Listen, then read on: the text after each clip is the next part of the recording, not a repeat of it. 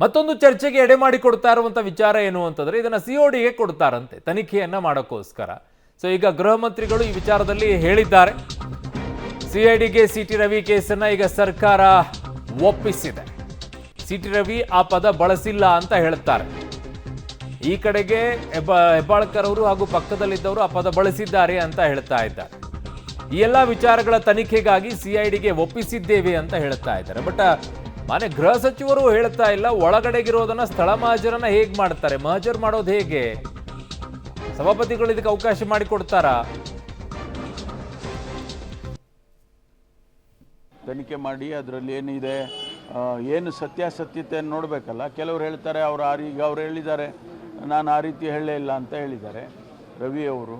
ಇಲ್ಲಿ ನಡೆದಿರೋದೇ ಬೇರೆ ಅಂತ ಬೇರೆಯವರು ಹೇಳ್ತಾರೆ. ಸಾಕ್ಷ್ಯಗಳು ಪಕ್ಕದಲ್ಲಿದ್ದವರೆಲ್ಲ ಕೇಳಿಸ್ಕೊಂಡವರು ಅವರು ಹೇಳ್ತಿದ್ದಾರೆ. ಇದೆಲ್ಲ ತನಿಖೆ ಆಗಬೇಕಲ್ಲ, ಅದಕ್ಕಾಗಿ ಸಿಒಡಿ ಆದೇಶ ಮಾಡಿದೆ.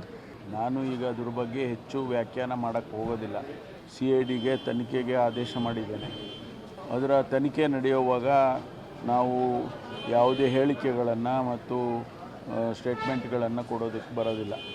ನೋಡಿ, ಪೊಲೀಸ್ ಇಲಾಖೆ ಬಹಳ ಜವಾಬ್ದಾರಿಯುತವಾದಂಥ ಇಲಾಖೆ. ಪೊಲೀಸ್ ಆದೇಶಗಳನ್ನು ನಡಿಬೇಕಾದ್ರೆ ಇಲ್ಲ ಮುಖ್ಯಮಂತ್ರಿಗಳ ಆದೇಶ ಮಾಡಬೇಕು, ಇಲ್ಲ ಗೃಹ ಸಚಿವರ ಆದೇಶ ಮಾಡಬೇಕು. ಬೇರೆ ಯಾರೇ ಆದೇಶ ಮಾಡಿದರೂ ನಮ್ಮ ಅಧಿಕಾರಿಗಳು ಯಾರೂ ಕೂಡ ಅದನ್ನು ಆ ಆದೇಶಗಳನ್ನು ಪಾಲಿಸೋದಕ್ಕೆ ಹೋಗೋದಿಲ್ಲ. ಸುಮ್ಮನೆ ಇವರು ಹೇಳ್ತಾರೆ, ಈ ರೀತಿ ಎಲ್ಲ ಹೇಳಿಕೆಗಳನ್ನ ಕೇಳ್ಕೊಂಡು ನಾವು ಇಲಾಖೆಗಳು ನಡೆಸೋದಿಲ್ಲ. ನಮ್ಮ ಪೊಲೀಸ್ನವ್ರ ಕೆಲಸ ನಾವು ಮಾಡಬೇಕಾದ ನಮ್ಮ ಕರ್ತವ್ಯ ಇದೆ. ಸ್ಪೀಕರ್ ಅವರು ಅವ್ರ ಕೆಲಸ ಅವ್ರು ಮಾಡ್ತಾರೆ. ಅಲ್ಲಿಯ ಸಾಧಕ ಬಾಧಕಗಳನ್ನು ನೋಡಿಕೊಂಡು ಸ್ಪೀಕರ್ ಅವರು ಅವರ ಅಭಿಪ್ರಾಯಗಳನ್ನು ತಗೊಂಡು ಅದೆಲ್ಲ ಪ್ರೊಸೀಜರಲ್ಲಿ ಮಾಡುವಾಗ ಸ್ವಲ್ಪ ಡಿಲೇ ಆಗ್ಬೋದು.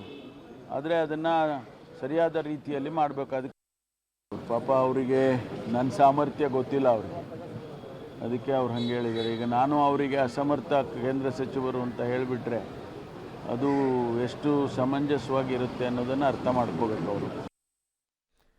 ನನ್ನ ಸಹೋದ್ಯೋಗಿ ಪೊಲಿಟಿಕಲ್ ಬ್ಯೂರೋ ಹೆಡ್ ಆಗಿರುವಂತಹ ರವೀಶ್ ಈಗ ನನ್ನೊಂದಿಗೆ ಸಂಪರ್ಕಕ್ಕೆ ಸಿಗ್ತಾ ಇದ್ದಾರೆ. ರವೀಶ್, ಈ ಪ್ರಕರಣ ಈಗ ಸಿಐಡಿ ಕೊಟ್ರೆ ವಾಟ್ ನೆಕ್ಸ್ಟ್ ಅಂತ ಹೇಳಿ, ಇದು ಯಾವ ಹೆಜ್ಜೆಯನ್ನು ಇಡಕ್ಕೆ ಶುರು ಮಾಡುತ್ತೆ ಈ ಪ್ರಕರಣ? ಜೊತೆಗೆ ಯಾವ ರಕ್ಷಾ ಕವಚ ಸದನದಲ್ಲಿ ಶಾಸಕರಿಗೆ ಪರಿಷತ್ ಸದಸ್ಯರಿಗೆ ಇದೆಯೋ ಅದೆಲ್ಲವೂ ಕೂಡ ಕಳ್ಕೊಳ್ಬೇಕಾಗತ್ತಾ? ಏನೆಲ್ಲ ಸ್ಟೆಪ್ಸ್ಗಳನ್ನು ತೆಗೆದುಕೊಳ್ಬೇಕಾಗತ್ತೆ, ಕಳ್ಕೊಳ್ಬೇಕಾಗತ್ತೆ ಈ ವಿಚಾರದಲ್ಲಿ?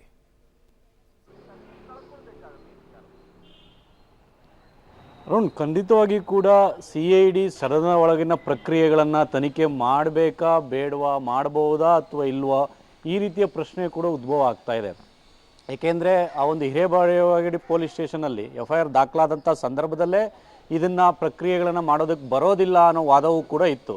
ಜೊತೆಗೆ ಸಭಾಪತಿಯವರು ಮಹಾಜರಿಗೆ ಒಂದು ರೀತಿಯಲ್ಲಿ ಅನುಮತಿ ಕೇಳಿದಂಥ ಸಂದರ್ಭದಲ್ಲಿ ಯಾವುದೇ ಕಾರಣಕ್ಕೂ ಕೂಡ ಒಂದು ಪೊಲೀಸರು ಆ ಒಂದು ಸಭಾಂಗಣದ ಒಳಗಡೆ ಬಂದು ಮಹಾಜರು ಮಾಡೋಂಗಿಲ್ಲ ಅಂತ ಕೂಡ ತಾಕೀತನ್ನು ಮಾಡಿದರು.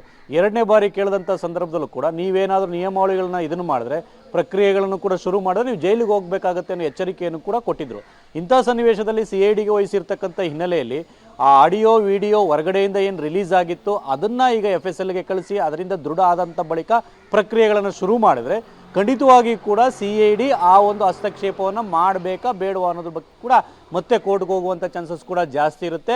ಆದರೆ ಈಗ ಆಗ್ತಾ ಇರ್ತಕ್ಕಂಥದ್ದು ಸರ್ಕಾರ ಎಲ್ಲೋ ಒಂದು ಕಡೆ ಅಟಕ್ಕೆ ಬಿದ್ದಂತೆ ಕಾಣ್ತಾ ಇದೆ.